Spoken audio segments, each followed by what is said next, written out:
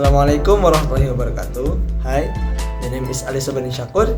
I'm second semester student at Ibnu Khaldun University Bogor, Faculty of Islamic Religion, Islamic Communication, and Broadcasting Study Program. Here, I will share little knowledge about the division of sin. I hope that by what I'm saying, you can both understand now about the distribution of sins along with how to pay them off.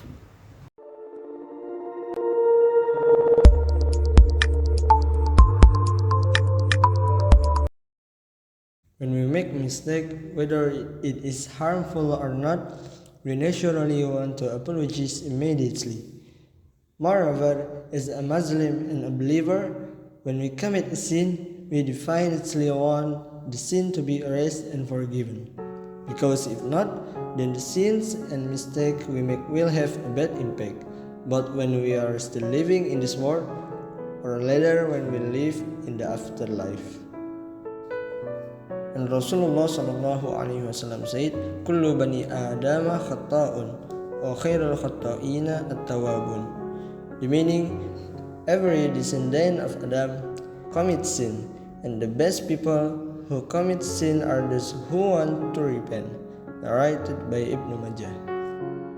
However, we must know that not every sinful act can be eliminated in the same way. There are certain ways to dilute sins that are not the same between one sin and another. This means that there is a division into categories of sin that determines how it is eliminated.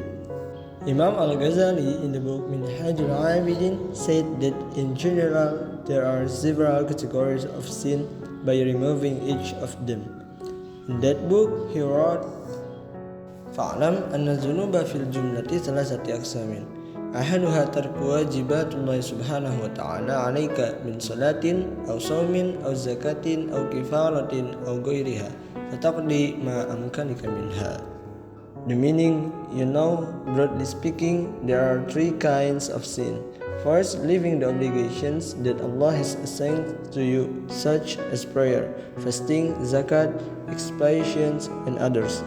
So, to dissolve it, you replace this obligation with this obligation as well. والثاني ذنوب بينك وبين الله سبحانه وتعالى كشرب الخمر وضرب المزامير وأكل الربا ونحو ذلك فتندم على ذلك وتوطن قلبك على ترك العود إلى مثلها أبدا.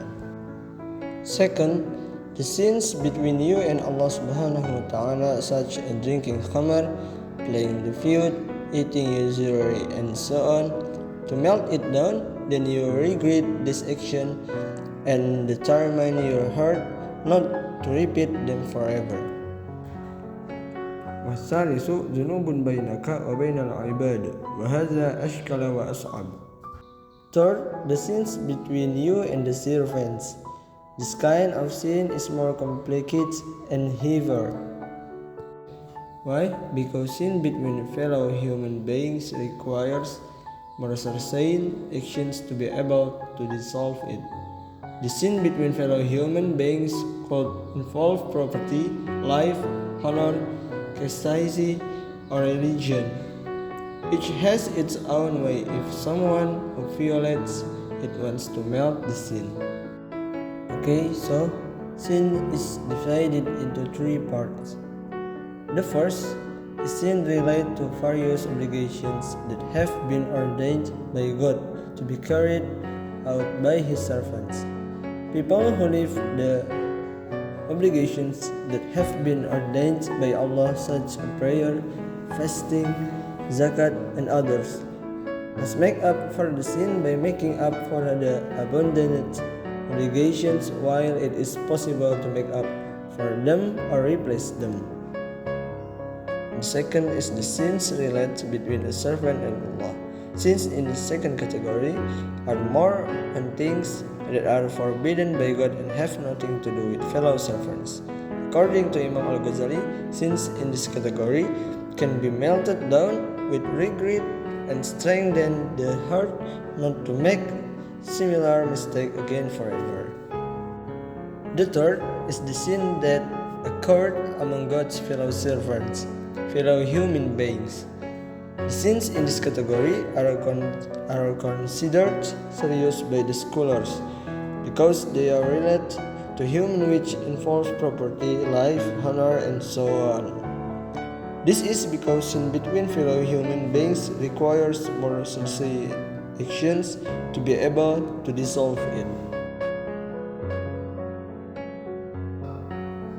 Okay, thank you very much. Little I can say, I realize that I still have many mistakes in intonation, pronunciation, and knowledge of English. But I try my best to be fluent in English, and may Allah bless us all. Amin ya Allah ya Rabbal Alamin. Thank you very much. Billahi taufiq wal hidayah. Assalamualaikum warahmatullahi wabarakatuh.